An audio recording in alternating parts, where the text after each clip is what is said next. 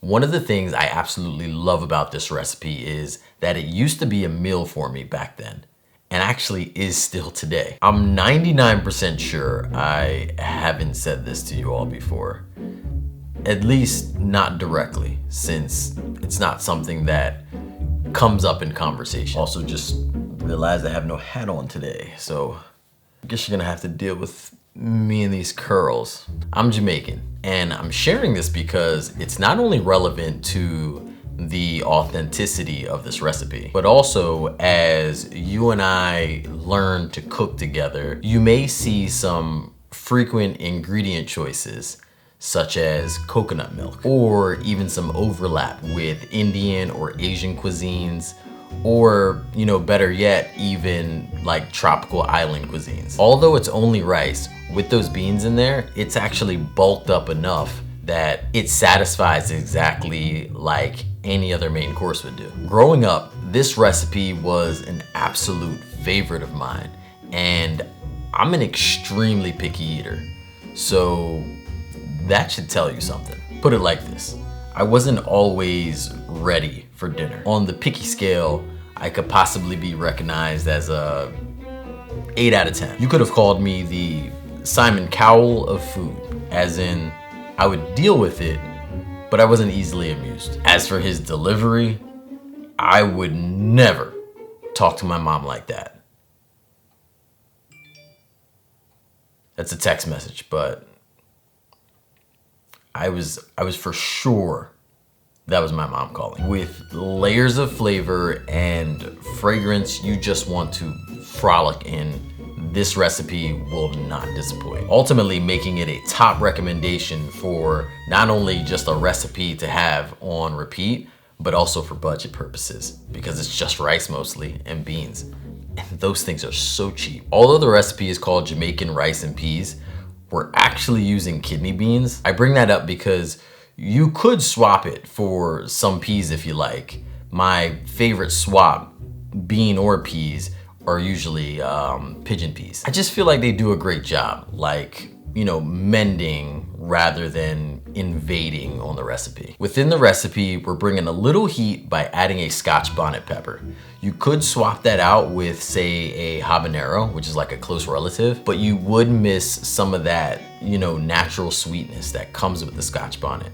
So at that point, it's always good to add maybe just a tad bit of sweetener so you can compensate. Not entirely the same, but it works. Here's your warning.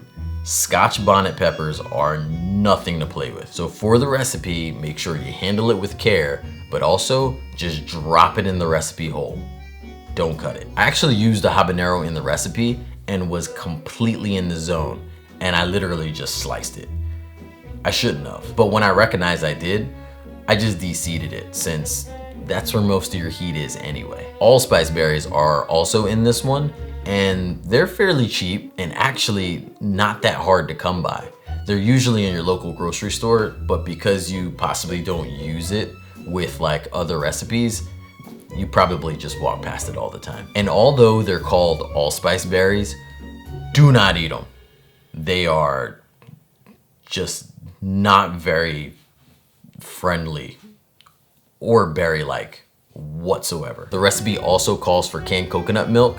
No worries, it doesn't taste like coconut at all if you're one of those folks. But if you're simply just allergic to coconut and you're looking to remove it, I would go with another non-dairy creamy milk like soy or oat, something like that. Just keep in mind your cook time may vary a bit. Lastly, this recipe calls for a long grain white rice. I'm using a brown basmati rice, which cooks in the same amount of time, but it's still a whole grain. I could feel that phone call coming.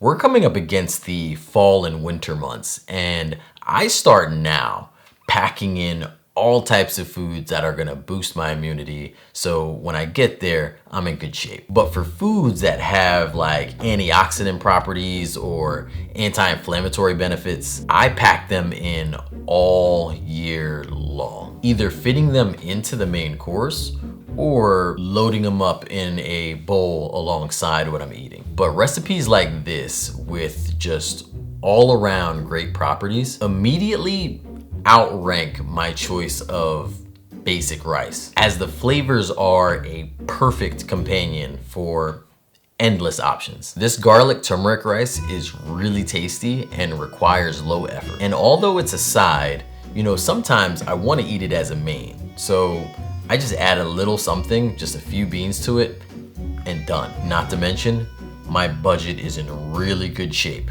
with this meal. The cooking method here is a bit different from traditional rice. You know, traditionally you start out with getting your water in there, getting it to a boil, and then adding your rice. Here, we're starting off sauteing our aromatics. We want them to release as much flavor as possible, rather than covering them with liquid in their raw state. I chose to use a shallot for its sweet yet subtle flavor. If you needed to sub this out, I would go with maybe a sweet or yellow onion.